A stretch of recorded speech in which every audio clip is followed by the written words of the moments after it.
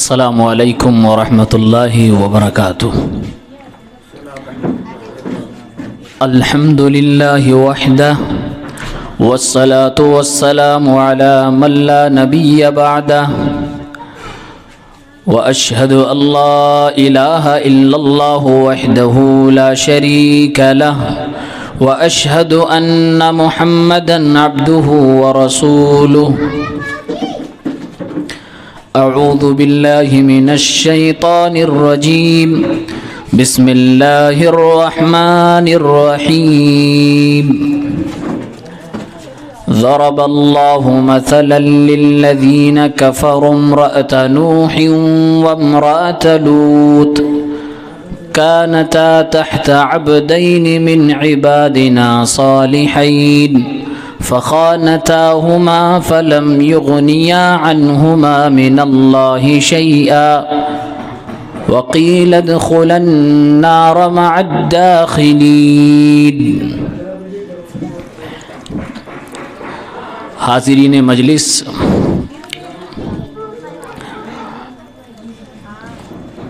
پردہ نشین ماں اور بہنوں، آپ کے اس گھر میں یہ ایک مختصر سی دینی مجلس رچائی اور بسائی گئی ہے۔ اللہ عز و جل سے دعا ہے اس مجلس کی برکت سے ہمیں آپ کو سب کو دین کا پیروکار بنا دے، ایمان و عمل کے ساتھ زندگی گزارنے کی توفیق دے، جو باتیں کہی جائیں اس کو دل میں بٹھانے کی اور اس پر عمل کرنے کی کوشش کرنے کی توفیق عنایت فرمائے۔ قرآن کریم میں سورۃ التحریم کی آیت نمبر 10 آپ کے سامنے پڑھی گئی ہے۔ چونکہ یہ شادی بیاہ کا پروگرام ہے، اسی مناسبت سے رکھا گیا ہے، تو ایک قرآن کی تعلیمات کی روشنی میں دلچسپ بات آپ کے سامنے رکھنے جا رہا ہوں۔ شادی بیاہ ہونے کے بعد میاں بیوی اکٹھے ہوتے ہیں، ایک مرد اور ایک عورت کا جوڑا بنتا ہے۔ اگر اس کو الگ الگ گروہوں میں الگ الگ تقسیم میں کیا جائے تو کتنے طریقے کے جوڑے بن سکتے ہیں؟ 4 طریقے کے جوڑے میں آپ کے سامنے بیان کر رہا ہوں۔ نمبر 1، ایک جوڑا وہ بن سکتا ہے کہ جس میں دونوں لوگ نیک ہوں، ہسبینڈ اور وائف دونوں نیک ہوں، دونوں جنتیوں کا عمل کر رہے ہوں۔ دوسرا جوڑا وہ ہے کہ دونوں لوگ گنہگار ہوں، اور تیسرا جوڑا وہ ہے کہ جس میں شوہر نیک ہو، بیوی گنہگار ہو۔ چوتھا جوڑا وہ جس میں بیوی نیک ہو اور شوہر گنہگار ہو۔ یہ 4 طرح کے جوڑے ہو سکتے ہیں۔ ان چاروں جوڑوں کے تعلق سے ہمیں اور آپ کو قرآن مجید میں کیا ملتا ہے؟ اللہ رب العالمین نے بیان کیا ہے، ضرب اللہ مثلا للذین کفروا امرأة نوح وامرأة لوط۔ اللہ رب العالمین نے مثال بیان کی ہے کفر کرنے والوں کے لیے، نوح علیہ السلام کی بیوی کی مثال، لوط علیہ السلام کی بیوی کی مثال۔ نوح علیہ السلام، لوط علیہ السلام، یہ دونوں پیغمبر ہیں، اور پیغمبر سے زیادہ نیک کون ہو سکتا ہے؟ اس میں کوئی شک و شبے کی بات نہیں، پیغمبر اپنے دور کا سب سے بڑا ولی ہوتا ہے۔ ان دونوں کی بیویاں یعنی نوح علیہ السلام اور لوط علیہ السلام دونوں کی بیویاں بگڑ گئیں دین کے اعتبار سے۔ نبی کی بیوی بددین، ایسا ہو سکتا ہے، اور یہ آزمائش کے طور پہ آج بھی ہو سکتا ہے کہ شوہر اپنے آپ میں ولی ہے، 5 وقتہ نمازی ہے، پرہیزگار ہے، لیکن بیوی اڑیل گھوڑے کی طرح ہے، ضدی ہے، بددین ہے، شوہر کی بات نہیں مانتی، نماز روزے سے اس کو کوئی مطلب نہیں ہوتا۔ تو ایسے لوگوں کی مثال لوط علیہ السلام اور نوح علیہ السلام کی بیوی کی دی جا رہی ہے، اور اللہ تعالیٰ نے مثال دی ہے۔ اللہ تعالیٰ نے فرمایا کانتا تحت عبدین من عبادنا صالحین. یہ لوط علیہ السلام کی بیوی اور نوح علیہ السلام کی بیوی دونوں میرے نیک بندوں میں سے انتہائی زیادہ نیک بندے لوط اور نوح میرے پیغمبر کی بیویاں تھیں. دونوں کے گھر میں رہتی تھیں, ان دونوں کے ہاں رہتی تھیں, زندگی گزارتی تھیں, ان کا کمایا ہوا کھاتی تھیں. فخانتاہما, لیکن دونوں بیویوں کی غلطی یہ ہوئی کہ ان دونوں نے اپنے اپنے شوہروں کی مخالفت کی, اپنے اپنے شوہروں کے ساتھ غداری کی, خیانت کی. یہاں خیانت کا یہ مطلب ہرگز نہیں ہے کہ ان کی بیویوں نے کوئی غلط کام کیا, ان کی عزت میں کوئی کھلواڑ کیا. تمام مفسرین نے لکھا ہے کہ جتنے نبی آئے ہیں سارے نبیوں کی بیویاں بددین تو ہوئی ہیں, کافر بھی ہو سکتی ہیں اور گنہگار بھی ہو سکتی ہیں, لیکن کسی بھی نبی کی بیوی غلط راستے پر اپنی عزت اور اپنے جسم کا دھندا کرنے والی ہرگز نہیں تھی. کیوں؟ اس لیے کہ یہ جوڑے اللہ رب العالمین بناتا ہے, اور اللہ تعالیٰ کبھی بھی اپنے کسی نبی کے گھر میں اس کی بیوی اس عورت کو نہیں بنائے گا جو اپنے جسم کا سودا کرنے والی ہو. اس لیے یہاں پر خیانت کا مطلب یہ ہے کہ دونوں کا اپنے شوہروں سے دینی اعتبار سے میل جول ٹھیک نہیں تھا. فخانتاہما فلم اغنیا عنہما من اللہ شیئا. اللہ رب العالمین نے فرمایا دونوں بیویوں نے اپنے اپنے شوہروں کے ساتھ خیانت کی, بددینی کو اختیار کیا. شوہر امام ہے, شوہر نبی ہے, اللہ رب العالمین کا پیغمبر و رسول ہے, لیکن بیویوں کی حالت دین کے اعتبار سے انتہائی زیادہ خراب. اللہ نے فرمایا فلم یغنیا عنہما من اللہ شیئا. جب اللہ تعالیٰ کے ہاں یہ دونوں میاں بیوی اٹھائے جائیں گے, اللہ کے پیغمبر نوح علیہ السلام ایک طرف ہوں گے, ان کی بیوی ایک طرف ہوگی, اللہ کے پیغمبر لوط علیہ السلام ایک طرف ہوں گے, دوسری طرف ان کی بیوی ہوگی. اللہ تعالیٰ نبیوں کے لیے جنت کو تیار کر کے رکھا ہے. اللہ نے فرمایا کہ نوح علیہ السلام اپنی بیوی کو جہنم سے نہیں بچا پائیں گے, لوط علیہ السلام اپنی بیوی کو جہنم سے نہیں بچا پائیں گے. وقیل ادخلوا النار مع الداخلین. ان دونوں عورتوں سے کہا جائے گا جس طرح سے باقی لوگ جہنم میں جا رہے ہیں ویسے یہ عورتوں, لوط کی بیوی, نوح کی بیوی, تم دونوں بھی جہنم کے اندر چلی جاؤ. قرآن کی اس آیت میں اللہ تعالیٰ نے ہمیں اور آپ کو مسلمانوں کو یہ سبق دیا, اے مسلمانوں اگر کسی کی بیوی بددین نکل جائے, گنہگار نکل جائے, تو اس کی وجہ سے تم گنہگار نہ ہونا, بددین نہ ہونا. جب ایک پیغمبر نوح کی بیوی گنہگار بددین ہو سکتی ہے, کافرہ ہو سکتی ہے, تو آج بھی کسی نیک انسان کی بیوی گنہگار و کافرہ ہو سکتی ہے. ایسے میں ہمیں کرنا کیا ہے؟ ایسے میں اللہ رب العالمین سے دعا مسلسل کرنی ہے, اے اللہ میری بیوی کی اصلاح فرما دے, اے اللہ میں دین کی باتیں جو اسے بتلا رہا ہوں اس کو سمجھنے کی توفیق عنایت فرما دے. اے اللہ تو نے نوح کی بیوی کو گمراہی مقدر کر دی, لوط کی بیوی کو گمراہی ان کے نصیب میں آ گئی. اے اللہ تجھ سے پناہ چاہتے ہیں کہ ہم لوگوں میں مشہور ہیں, نیک ہیں, ہم اللہ رب العالمین کی عبادت کرنے والے لوگ, پرہیزگار لوگ ہیں. اے اللہ ہم کسی ایسی عورت کو اپنی بیوی نہیں بنانا چاہتے جس کا مزاج دین کے اعتبار سے ہم سے زیادہ خراب ہو.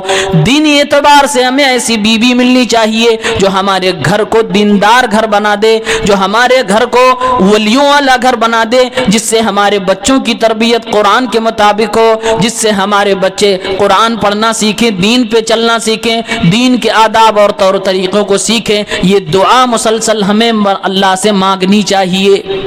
ایک چیز یہاں پر غور کرنے کی ہے کہ لوط علیہ السلام کی بیوی کی خامی کیا تھی؟ کافر تھی. نوح علیہ السلام کی بیوی کی خامی کیا تھی؟ کافر تھی. لیکن ان دونوں برائیوں کے علاوہ ان کی اور بھی ایک برائی تھی. مفسرین نے لکھا ہے کہ نوح علیہ السلام کی بیوی کی ایک بڑی برائی یہ تھی کہ نوح علیہ السلام 950 سال تک اپنی قوم کے لوگوں کو سدھارنے کے لیے, اصلاح کرنے کے لیے دعوت و تبلیغ کا کام کرتے رہے, سمجھاتے رہے, لیکن گھر کی بیوی نوح علیہ السلام کی بات نہیں مانتی ہے. ادھر نوح علیہ السلام لوگوں سے کہتے ہیں اے میری قوم کے لوگوں, ایک اللہ کی عبادت کرو, شرک سے اپنے آپ کو باز رکھو, الگ رکھو, شرک کی دلدل میں نہ جاؤ, بت پرستی نہ کرو, تم دنیا والوں کو دیکھ کر اپنے عقیدے کو نہ خراب کرو, لوط علیہ السلام بھی یہی تبلیغ کر رہے ہیں, نوح علیہ السلام بھی یہی تبلیغ کر رہے ہیں, لیکن نوح علیہ السلام کی بیوی کا انجام دیکھو. نوح علیہ السلام کی بیوی لوگوں میں جا جا کر یہ کہتی تھی میرا شوہر پاگل ہے, میرا شوہر دیوانہ ہے, یہ تو مجنون ہے, یہ سمجھنے والا نہیں, اس کے پاس دماغ نہیں, اس کے پاس عقل ہی نہیں ہے. نوح علیہ السلام کی بیوی کی کفر کے بعد, شرک کے بعد سب سے بڑی غلطی یہ تھی کہ وہ اپنے شوہر کو پاگل سمجھتی تھی, اپنے شوہر کو بے وقوف سمجھتی تھی, اپنے شوہر کو ناسمجھ سمجھتی تھی. یعنی کہ آج بھی دنیا میں جو عورتیں اپنے شوہروں کو بے وقوف سمجھتی ہیں, پاگل سمجھتی ہیں, ایسی عورتیں گویا کہ نوح علیہ السلام کی جو کافرہ, بگڑائل اور بددین بیوی تھی اس کی سنت پہ عمل کر رہی ہیں. قرآن کریم نے یہ نوح علیہ السلام کی بیوی کی مثال بیان کر کے یہ سمجھایا, اے دنیا کی عورتوں, اے قرآن کو ماننے والی میری مائیں اور بہنوں, تم کبھی بھی اپنے شوہر کو بے وقوف نہ سمجھنا, اسے کبھی بھی پاگل نہ سمجھنا. وہ کتنا بھی کم ذہن ہوگا لیکن تم سے زیادہ ہوگا, تم سے زیادہ ہوشیار ہوگا, کیونکہ اس کو گھر چلانا ہے. وہ اللہ رب العالمین کی طرف سے ذہنی اور جسمانی طور سے تم سے زیادہ ہی مضبوط ہوگا. دیندار ہے تو اس کی طرح دیندار بننے کی کوشش کرو, کبھی اپنے شوہر کی برائی کسی اور سے نہ کیا کرو. لوط علیہ السلام کی جو بیوی تھی ان کے اندر ایک بڑی غلطی یہ تھی شرک اور کفر کے بعد کہ وہ اپنے شوہر کی چغلی کرتی تھی, اپنے گھر کی باتوں کو باہر بتاتی تھی. لوط علیہ السلام کے قوم کے لوگ انتہائی زیادہ گھناؤنے جرم کرنے والے تھے. گھر میں جب کوئی مہمان آتا ان مہمانوں کے بارے میں باہر جا کے بتلا دیتی کہ اے لوگوں, لوط کے گھر میں یہ مہمان آئے ہیں, چلو تم ڈاکہ پڑ جاؤ, ان مہمانوں کو قبضہ کر لو, ان کے ساتھ تم کھلواڑ کرو. یہ خود کی بیوی لوط علیہ السلام کی بیوی کیا کرتی تھی. گویا کہ اللہ تعالیٰ نے آج کی عورتوں کو دو سبق دیا کہ عورتوں کو کبھی بھی اپنے شوہر کو کم نہیں سمجھنا چاہیے.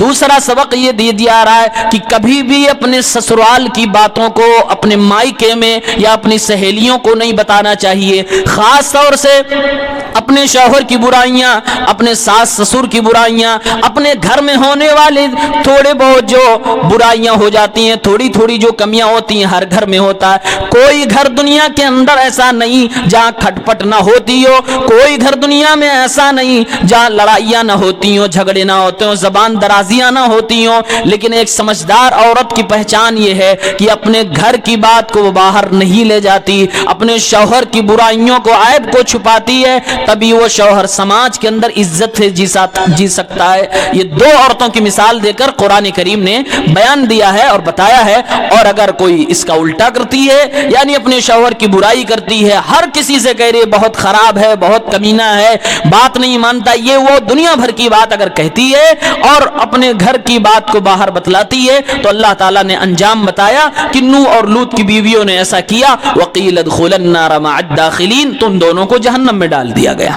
اس کے فوراً بعد ایک دوسری قرآن کی آیت ہے جس میں اللہ تعالیٰ نے وہ دوسرا جوڑا بیان کیا کہ شوہر غلط ہے, گنہگار ہے, کافر ہے, مشرک ہے, بہت زیادہ گنہگار ہے, گھمنڈی ہے, لیکن بیوی بڑی نیک ہے. تو ایسے میں کیا کرنا ہے؟ اللہ نے کہا وَضَرَبَ اللَّهُ مَثَلًا لِّلَّذِينَ آمَنُوا امْرَأَتَ نُوحٍ آمَنُوا امْرَأَتَ فِرْعَوْنَ. اللہ تعالیٰ نے مثال بیان کی ہے مسلمانوں کے لیے, مسلمان عورتوں کے لیے, کہ اگر کسی کا شوہر برا نکل جائے, کسی کا جوڑا خراب ہو جائے, اس کا میاں شرابی نکل جائے, کبابی نکل جائے, مشرک نکل جائے, کفر کا کام کرنے والا نکل جائے, گنہگار نکل جائے, تو اس عورت کو کبھی بھی اپنا دل نہیں چھوٹا کرنا ہے.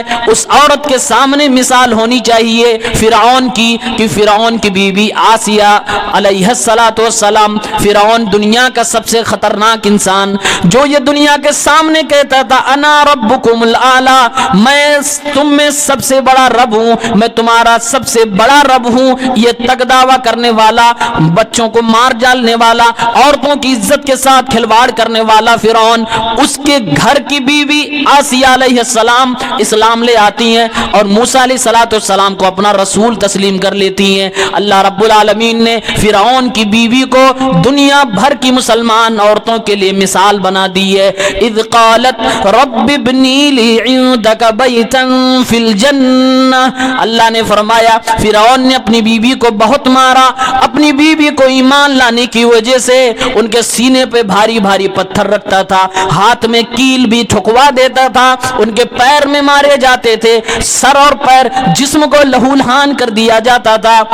شوہر اتنا غدار تھا دین کے اعتبار سے کہ اپنی ہی بیوی کو ایمان لانے کی وجہ سے، نیک کام کرنے کی وجہ سے مارتا تھا۔ اللہ تعالیٰ نے بیان فرمایا کہ جب فرعون کی بیوی آسیہ علیہ السلام کے اوپر ظلم کیا جانے لگا تو ایک عورت جب شوہر برا نکل جائے تو اس عورت کو کبھی بھی دل چھوٹا نہ کرنا چاہیے، اپنے آپ کو سوچنا چاہیے فرعون کی بیوی آسیہ اگر نیک عمل کر کے صبر کر کے جنت پا سکتی ہیں تو آج میرا شوہر کم از کم فرعون جیسا تو نہیں ہے۔ ہم اس کے ساتھ رہ کر صبر کر کے اللہ سے دعائیں کر کے جنت میں جا سکتے ہیں۔ اللہ رب العالمین فرماتا ہے فرعون کی بیوی حضرت آسیہ کہا کرتی تھی اذ قالت رب ابنی لی عندک بیتا فی الجنہ، فرعون نے سینے پہ بھاری پتھر رکھے، ہاتھ میں کیل گڑوا دیے اور کہنے لگا کہ مجھے تو اپنا رب مان، موسیٰ کے رب کو اپنا رب کیوں مانتی ہے، موسیٰ علیہ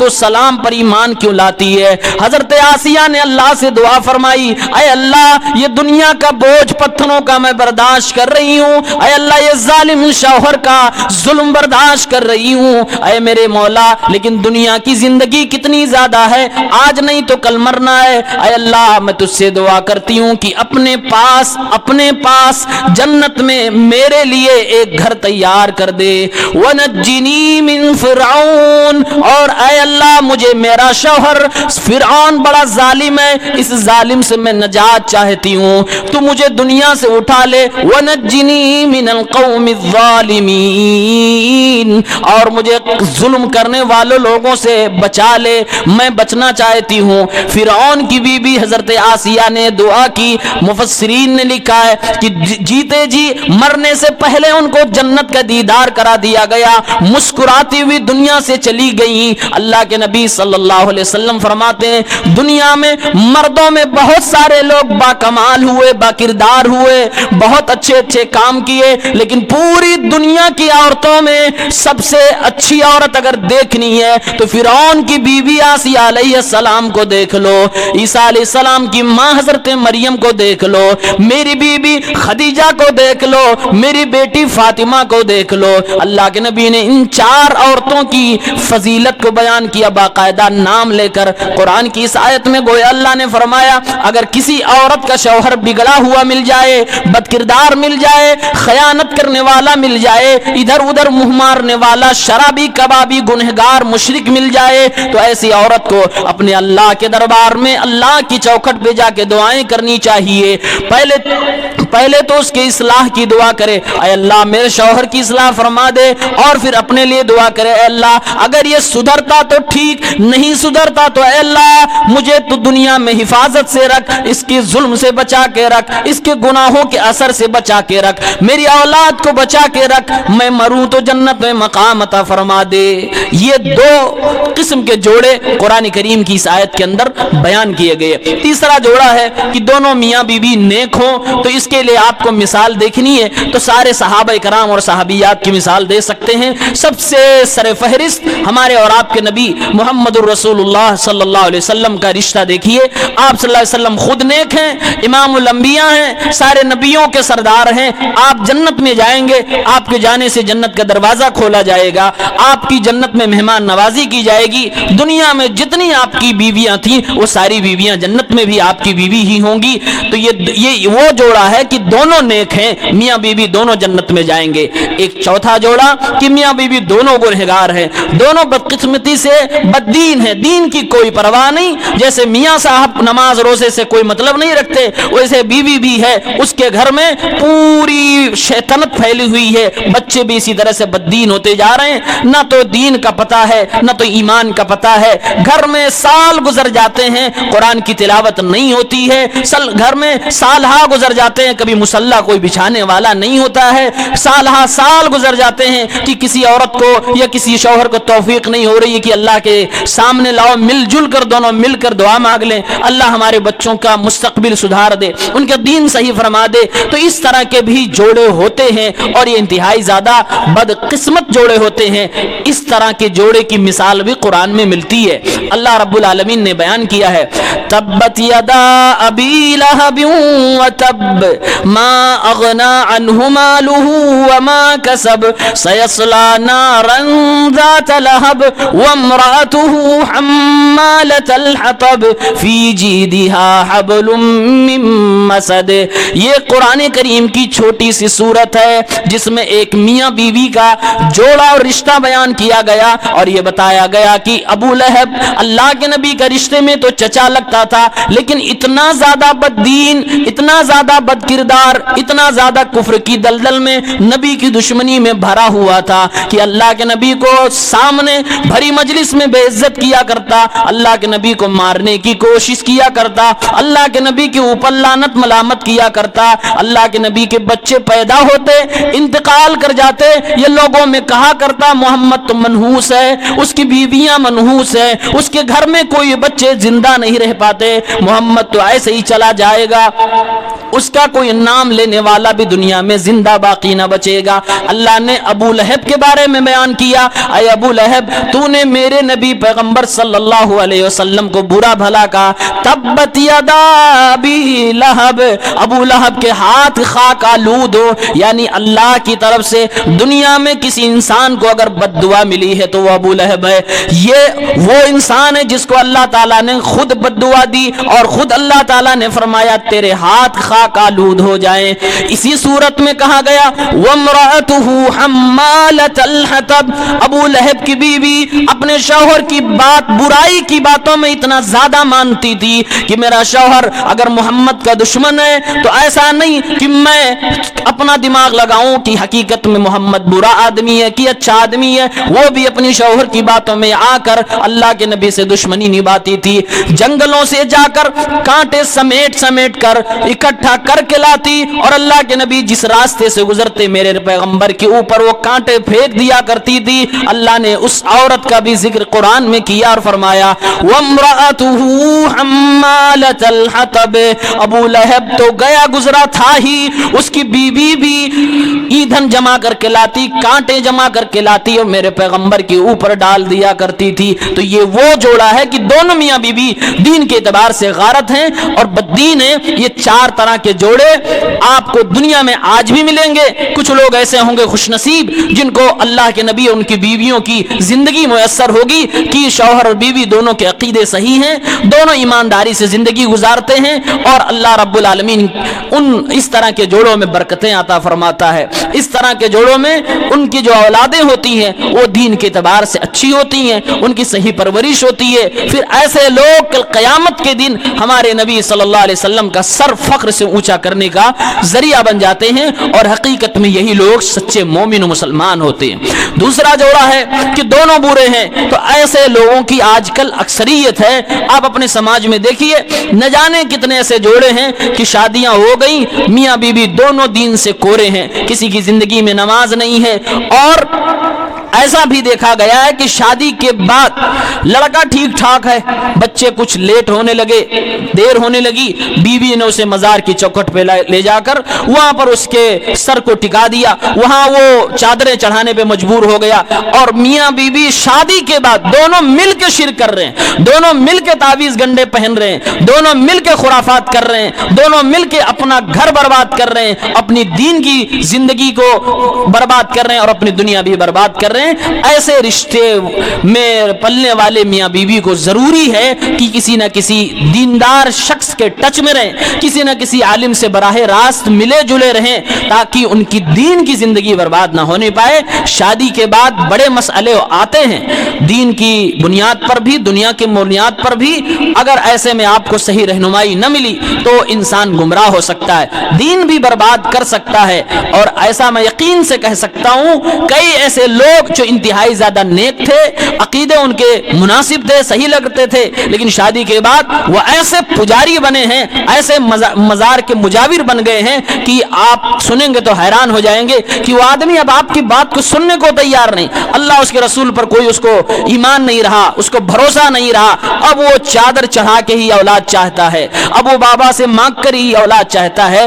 ایسی زندگی ہمیں اور آپ کو نہیں اختیار کرنی چاہیے۔ شادی کے بعد خصوصاً اللہ رب العالمین سے ہمیں اپنا تعلق اور مضبوط کرنا چاہیے، کیونکہ ابھی تو ہماری زندگی شروع ہوئی، ابھی تو ہم ذمہ دار بنے ہیں، اب تو جو اولادیں آئیں گی ان اولادوں کے تعلق سے بھی اللہ پوچھے گا، اب تو جو گھر میں بیوی آ گئی اس بیوی کے بارے میں بھی اللہ پوچھے گا، اب تو اگر کسی کی بیوی ہم بن گئے تو اس کے بارے میں اللہ پوچھے گا کہ شوہر کا حق کتنا ادا کیا، شوہر سے بیوی کے بارے میں، بیوی سے شوہر کے بارے میں پوچھے گا۔ یعنی ذمہ داریوں کا دور تو شادی کے بعد شروع ہوتا ہے، اور جتنی ذمہ داریاں بڑھتی ہیں اتنے ہی شیطان کے حملے انسان کے اوپر ہوتے ہیں۔ شیطان چاہتا ہے کہ ہر آدمی ذمہ داری سے بے پرواہ ہو جائے، کوئی اپنی ذمہ داری نہ ادا کرے تاکہ انسان کو گمراہ کرنے میں آسانی ہو۔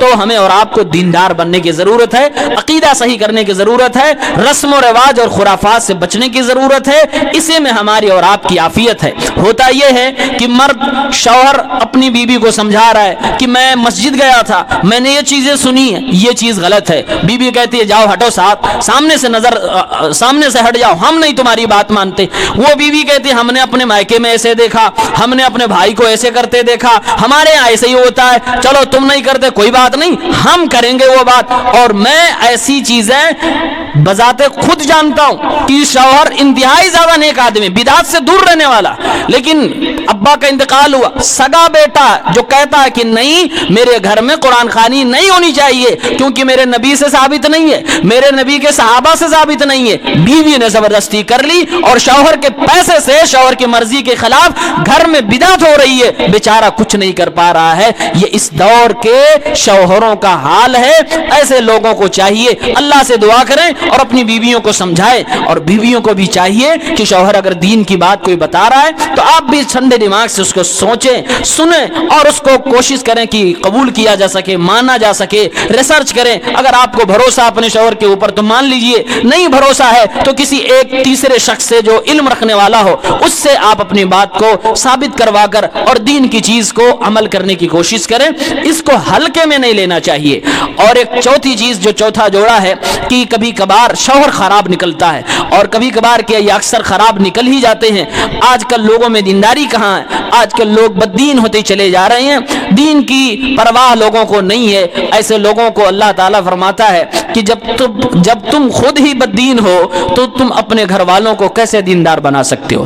جو شوہر نماز کی پابندی نہیں کرتا، جس شوہر کے عقیدے صحیح نہیں ہوتے، جس گھر کا ذمہ دار خود شراب کباب میں اور نشے کی چیزوں میں مست ہو، جس گھر کے ذمہ دار کو وقت کی کوئی پرواہ نہ ہو، وہ اپنی بیوی کو کیسے ڈانٹ سکے گا، وہ اپنے بچوں کو کیسے سمجھا سکے گا؟ اسی لیے اللہ نے قرآن کریم میں اسی سورت کی آیت نمبر 6 میں فرمایا یا ایھا الذین آمنوا قوا انفسکم واہلیکم نارا وقودها الناس والحجارہ علیہا ملائکۃ غلاظ شداد لا یعصون اللہ ما امرهم ویفعلون ما یؤمرون۔ اے ایمان والو، اپنے آپ کو جہنم کی آگ سے بچاؤ۔ اللہ نے سب سے پہلے ہمیں اور آپ کو، مردوں کو، گھر کے ذمہ داروں کو حکم دیا اپنے آپ کو جہنم کی آگ سے بچاؤ۔ پھر اللہ فرما رہا وَأَهْلِيكُمْ، اور اپنے اہل و عیال کو بچاؤ، اپنی بیویوں کو جہنم کی آگ سے بچاؤ، اپنے بچوں کو جہنم کی آگ سے بچاؤ، اپنے والد و والدہ کو جہنم کی آگ سے بچانے کی کوشش کرو، اپنے تمام ان لوگوں کو جہنم کی آگ سے بچانے کی کوشش کرو جن سے آپ کا تعلق ہے، جن سے آپ کا رشتہ ہے، جن سے آپ کا لگاؤ ہے، کیونکہ دنیا میں سچی محبت یہی ہے کہ آپ خود اگر جنت میں جانا چاہتے ہیں تو اپنے دوستوں کو، اپنے پیاروں کو بھی جنت میں لے کے جائیں۔ دنیا میں ایک ساتھ رہ تو سکتے ہیں، فرعون اور آسیہ ایک ساتھ دنیا میں رہ کے گئے، نوح اور ان کی کافرہ بیوی ایک ساتھ رہ کر گئے، لیکن کل قیامت کے دن کبھی ایسا نہ ہوگا کہ ایک شوہر جو پرہیزگار ہے اس کی بیوی گنہگار ہے، دونوں جنت میں چلے جائیں۔ نہیں، ایک جو جنت والا ہوگا وہ جنت میں چلا جائے گا، جو گنہگار ہوگا وہ جہنم میں جائے گا۔ اس لیے اللہ نے فرمایا خود کو بچاؤ اور اپنے اہل و عیال کو بچاؤ۔ یقین مانیے قرآن اور حدیث کی باتیں یہ بتلاتی ہیں کہ اگر دونوں لوگ پورا گھر نیک ہے تو کل جنت میں اسی طرح کا گھر ہمیں اور آپ کو بھی دے دیا جائے گا. میاں بیوی اکٹھے, سارے کے سارے بچے اکٹھے کر دیے جائیں گے. کتنی خوش نصیبی کی بات ہوگی کہ جنت جہاں کبھی موت آنے والی نہیں, جہاں کبھی کوئی بیماری آنے والی نہیں, جہاں کبھی کسی مرد پہ کوئی ذمہ داری نہیں, جہاں کبھی کسی عورت پہ کوئی ذمہ داری نہیں. بس ہمیں اور آپ کو صرف عیش و آرام کی زندگی گزارنی ہوگی. اگر وہاں پر یہ ہمارے جوڑے مل جائے, وہاں پر یہ ہمارے بچے مل جائیں تو کتنی خوش نصیبی کی بات ہوگی. اس کے لیے ضروری ہے قرآن کی اس آیت پہ عمل کیا جائے. قو انفسکم واہلیکم نارا, اپنے آپ کو اور اپنے اہل و عیال کو جہنم کی آگ سے بچاؤ. وہ جہنم جس کے ایندھن پتھر بھی ہیں, انسان بھی ہیں, وہ جہنم جس کے اوپر ایسے فرشتے مسلط کر دیے گئے ہیں جو انتہائی زیادہ غصے والے, بغیر کسی رحم و کرم کے انسان کو مارنے لگتے ہیں تو ترس نہیں کھاتے ہیں. لا یعصون اللہ ما امرہم, اگر اللہ نے کہہ دیا کہ اس انسان کے سر پہ پتھر مارو تو مارتے رہیں گے. ہم چیختے چلاتے رہے, ان کو رحم نہیں آتا. اگر اللہ نے کہہ دیا کہ یہ جھوٹ بولنے والا تھا, اس کے جبڑے کو پھاڑ دو, تو فرشتے پھاڑتے رہیں گے. ہم چیختے چلاتے رہیں, وہ فرشتے رحم کھانے والے نہیں. اگر اللہ نے کہہ دیا کہ اس انسان کے اوپر گرز مارو, لوہے کے ہتھوڑے سے اس کو پیٹو, تو کبھی بھی وہ ترس کھانے والے نہیں, چیختے چلاتے رہ جائیں گے. اس لیے اللہ نے فرمایا اے میرے بندوں, تم اپنے آپ کو اور اپنے اہل و عیال کو جہنم کی آگ سے بچاؤ. دین پر چلنے کی کوشش کرو. دنیا میں بڑے رسم و رواج پھیلے ہوئے, دنیا میں بڑی بددینیاں پھیلی ہوئی ہیں. ہمارا اور آپ کا کام ہے کہ زندگی میں جو بھی کام کریں اس میں پہلے یہ جاننے کی کوشش کریں کہ یہ کام قرآن کے حساب سے, اللہ کے نبی کی حدیثوں کے حساب سے صحیح ہے یا غلط ہے.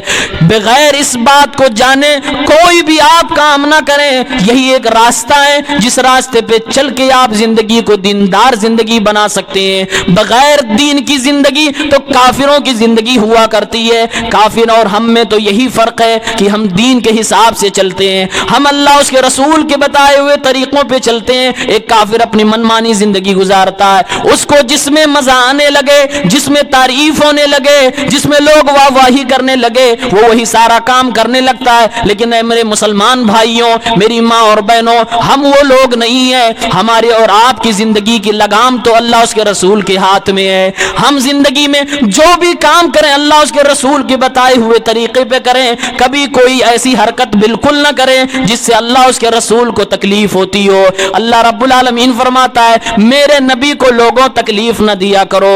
اللہ کی قسم ہے, اللہ کے نبی کی زندگی میں جب کوئی مخالفت کرتا تھا تو اللہ کے نبی کو بہت زیادہ تکلیف ہوا کرتی تھی. ایک بار اللہ کے نبی صلی اللہ علیہ وسلم سفر میں تھے, نفلی روزہ رکھے ہوئے تھے. آپ صلی اللہ علیہ وسلم کا دل ہوا کہ لاؤ روزہ میں توڑ دیتا ہوں, کیونکہ سفر میں روزہ توڑ دینا افضل ہے. اللہ کے نبی نے پانی منگایا اور پانی اللہ کے نبی پینے کے لیے ایک اونچی جگہ پہ کھڑے ہو گئے. اونچی جگہ پہ اس لیے کھڑے ہوئے تاکہ ساری جنتا اللہ کے نبی کو دیکھ لے کہ میرے پیغمبر اپنا روزہ توڑ رہے ہیں. اللہ کے نبی اونچی جگہ پہ کھڑے ہو کے اپنا روزہ توڑ رہے ہیں, پانی پی رہے ہیں. کسی صحابی نے کہا اے اللہ کے نبی, اکثر لوگوں نے تو آپ کو دیکھ کے روزہ توڑ لیا ہے, لیکن کچھ لوگ یہ کہہ رہے ہیں کہ ہمارے اندر طاقت ہے, ہم روزہ رکھ سکتے ہیں, ہم روزہ نہیں توڑیں گے. اللہ کے نبی صلی اللہ علیہ وسلم کے پیارے صحابہ آپ کے ساتھی تھے, انہوں نے اپنا اجتہاد کیا تھا. نیت ان کی غلط نہ تھی, بس اتنی سی تھی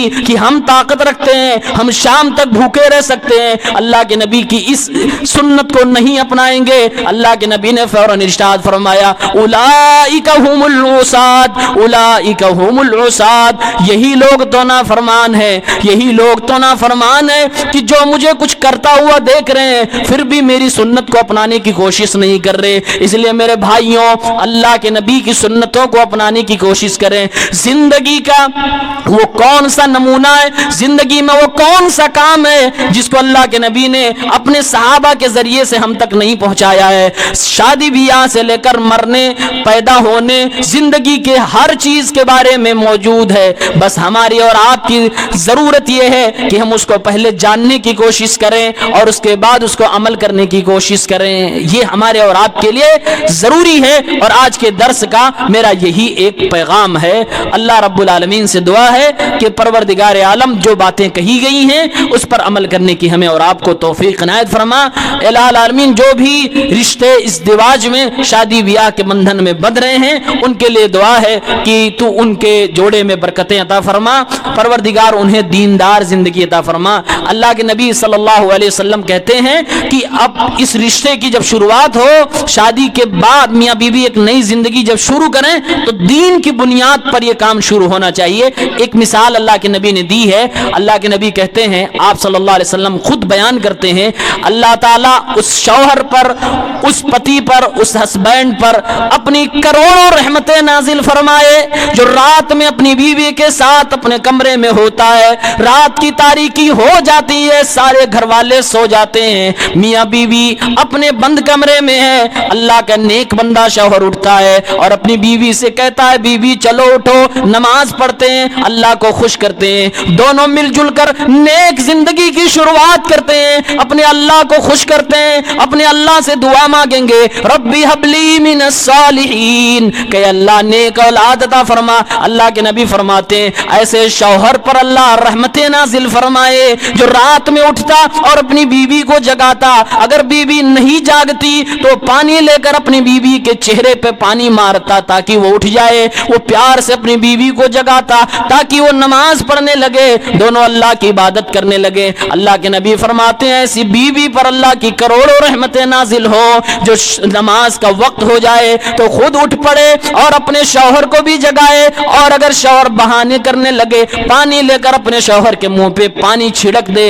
اللہ کے نبی یہ منظر بیان کر کے کہتے ہیں کتنے خوش نصیب ہے یہ جوڑے، کتنے پیارے ہیں یہ جوڑے جن پر اللہ کی رحمتیں برس رہی ہیں۔ میرے بھائیوں، یہ اللہ کے نبی کی دعا ہے اس جوڑے کے لیے جو دارانہ زندگی گزار رہے ہیں، جو نماز روزے والی زندگی گزار رہے ہیں، جو شرک بدعات سے دور زندگی گزار رہے ہیں۔ سکون کی زندگی شرک بدعات سے، رسم و رواج سے دور رہنے میں ہے۔ اگر سکون کی زندگی چاہتے ہیں اور مرنے کے بعد بھی دونوں میاں بیوی بنے رہنا چاہتے ہیں تو ضروری ہے کہ دونوں کوئی بھی ایسا کام نہ کریں جس کی وجہ سے اللہ اس کے رسول ناراض ہوں اور جہنم میں جانے کا ذریعہ بن جائے۔ ہمیشہ وہ کام کریں جس سے دین کی حفاظت ہو سکے۔ اسی لیے اللہ کے نبی نے فرمایا لوگ شادیاں تو کئی طریقے سے کرتے ہیں، کچھ لوگوں کو بیوٹی حسن و جمال چاہیے تو خوبصورت عورت تلاش کرتے ہیں، اب چاہے اس کا کردار خراب ہو چاہے وہ کسی بھی طرح کی ہو کوئی پرواہ نہیں کرتے، بس خوبصورت ہے تو لے آئے،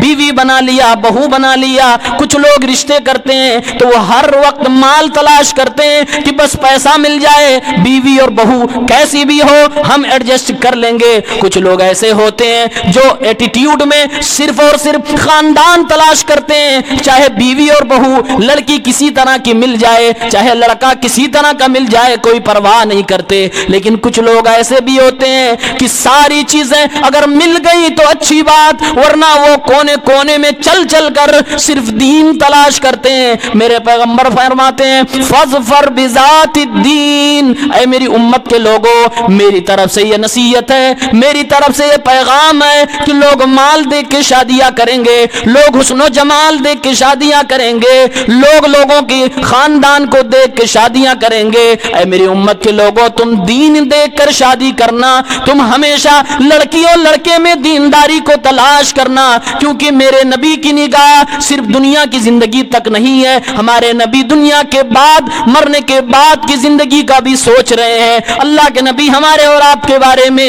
یہ بھی سوچ رہے ہیں کہ میرا امتی جب دنیا سے جائے گا تو وہ کیسا جائے گا، اس کی دین کی زندگی کیسی ہوگی۔ اللہ کے نبی چاہتے ہیں کہ میرا یہ امتی جب شادی کرے تو گھر اس کا جہنم نہ ہو، جنت کی کیاریوں میں سے کوئی کیاری بن جائے، اس گھر کے اندر جو بچے ہوں قرآن کی تلاوت کرنے والے ہوں، اس گھر کے اندر جو عورتیں ہوں وہ ناشتہ بنانے سے پہلے قرآن کی تلاوت کرنے والی ہوں، اس گھر کے اندر جو مرد ہوں وہ ایک کپ چائے سے پہلے فجر کی نماز پڑھنے والے ہوں۔ اللہ کے نبی اسی طرح کا گھر چاہتے تھے، اسی لیے اللہ کے نبی بیان کرتے ہیں فاظفر بذات الدین، دیندار گھرانے میں شادیاں کرو، دیندار لڑکے تلاش کرو، دیندار لڑکیاں تلاش کرو۔ لیکن افسوس آج کے دور میں یہ چیز نہیں دیکھی جاتی، لوگ دین نہیں دیکھ رہے ہیں، لوگ پیسہ آج بھی دیکھ رہے ہیں، لوگ اسٹیٹس آج بھی دیکھ رہے ہیں، لوگ آج بھی مال و دولت تلاش کر رہے ہیں۔ آج بھی لوگ دین کو نہیں دیکھ رہے ہیں. یہ آج ہماری اور آپ کی سب سے بڑی غلطی ہے. اور ایک وقت آتا ہے جب آپ کی شادی ہو جائے اور شادی کے 8-10 سال بعد جب لڑکے بگڑ جاتے ہیں اور اپنے باپ کو آنکھیں دکھانے لگتے ہیں اور گھر کی لڑکیاں دوسری دہلیز پر قدم رکھنے لگتی ہیں, بھاگنے لگتی ہیں, اس وقت انسان کی آنکھیں کھلتی ہیں. کاش دین کی بنیاد پر شادی کیا ہوتا تو میرے گھر کے بچوں کی صحیح تربیت ہوتی اور میں نے دھیان دیا ہوتا تو میرے بچے صحیح ہو جاتے. آج یہ بے عزتی ہمیں جھیلنی نہ پڑتی, آج اپنے ہی بچوں کے تیکھے جملے نہ سننے پڑتے, آج اپنی ہی بیٹی کے سامنے اپنی ٹوپی اور اپنی پگڑی اتار کے نہ رکھنی پڑتی, عزت کی بھیک نہ مانگنی پڑتی. میرے بھائیوں, یہ دور بڑا خطرناک ہے. بچوں کی تربیت کا پہلا حق ہے, اگر بچوں کے ساتھ آپ کچھ کرنا چاہتے ہیں تو پہلا حق ہے کہ ایک عورت صحیح شوہر تلاش کرے اور ایک مرد ایک صحیح بیوی تلاش کرے. یہ آپ کے ہونے والی بچوں کے لیے, نسل کے لیے پہلا حق ہے جو آپ دے رہے ہیں. اگر آپ نے اپنی منمانی اس میں کر لی اور اپنے نس پر آ کر آپ نے بددین عورت کو یا بددین مرد کو اپنا شوہر بنا لیا تو جان لیجئے کہ بھی آپ کے بچے پیدا تو نہیں ہوئے, لیکن اس سے پہلے ہی آپ نے ان کے حقوق کا گلا دبا دیا ہے. آپ پھر کہتے رہیں کہ ہم اپنے بچوں کو ایسا کریں گے ویسا کریں گے, وہ سب خیالی باتیں ہوں گی. آپ نے پہلی ہی اینٹ غلط رکھ دی ہے. اس لیے اسلام کہتا ہے ہمیشہ شادیاں دیندار عورت اور دیندار مرد سے کرو, اور پھر ہمیشہ شادیوں کو دین کے طریقے پہ کرو, کیونکہ اگر آپ کی نیت صحیح ہے, آپ صحیح کام کر رہے ہیں اور غلط طریقے سے کر رہے ہیں تو وہ چیز بھی غلط ہو جاتی ہے. یہ ہمیں اور آپ کو سمجھنا چاہیے. اس لیے رسم و رواج سے دور ہونا چاہیے. بہت رسم و رواج ہمارے اور آپ کے اندر کوٹ کوٹ کے بھرے ہوئے ہیں. یہ ہندوانہ رسم و رواج ہیں, یہ غیر مسلموں کے رسم و رواج ہیں. اس سے ہمیں اور آپ کو پرہیز کرنا چاہیے. اللہ کے نبی کے بارے میں قرآن میں اللہ نے کہا ہے وَيَضَعُ عَنْهُمْ إِسْرَهُمْ وَالْأَغْلَالَ الَّتِي كَانَتْ عَلَيْهِمْ. اللہ کے نبی کو جب اللہ تعالیٰ نے رسول بنایا تو مکے کے اندر لوگ بت کی پوجا کرتے تھے. آپ کا ایک کام تھا کہ لوگوں کو شرک سے نکالیں, آپ کا ایک کام تھا کہ لوگوں کو بے حیائی سے نکال کر, بے شرمی سے نکال کر حیا اور شرم کی زندگی میسر کریں.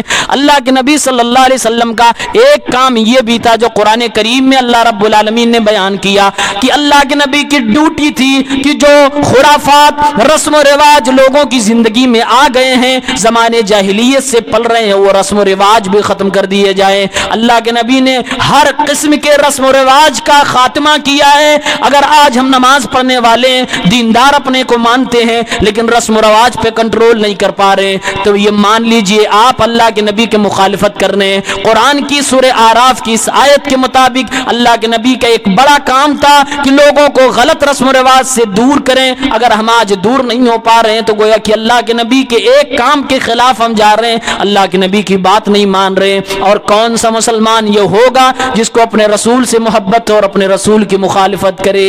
یہ دنیا کی سب سے لذیذ چیز ہے کہ آپ اللہ اس کے رسول کی اطاعت و فرما برداری کریں.